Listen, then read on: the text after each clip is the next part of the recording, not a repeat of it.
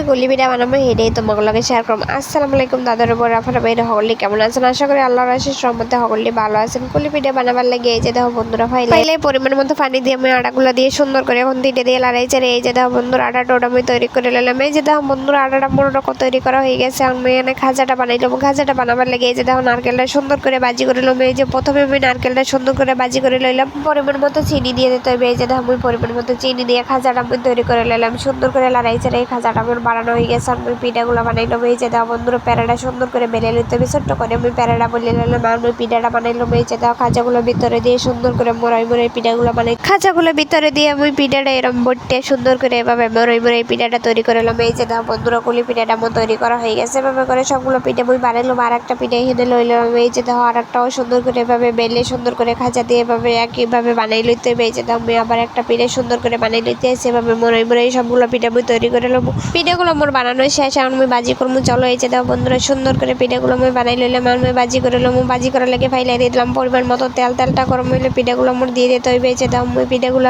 সুন্দর করে দিয়ে দিতে আসি। এর ভিতরে আমি পিঠাগুলো দিয়ে দিলাম। আর আমি সুন্দর করে বাজি করে নিলাম। এই যে দাও আমার এক পিঠ বাজা হয়ে গেছে। কোন তিনটে দিয়ে উল্টাই দোনো পিঠ সুন্দর করে লাল লাল করে বাজি করে লইতে হবে। এই যে দাও বন্ধুরা পিঠাটা আমার বাজি করা হয়ে গেছে। আর আমি তুলে নিলাম। এই যে দাও আমি প্লেটের উপর তুলে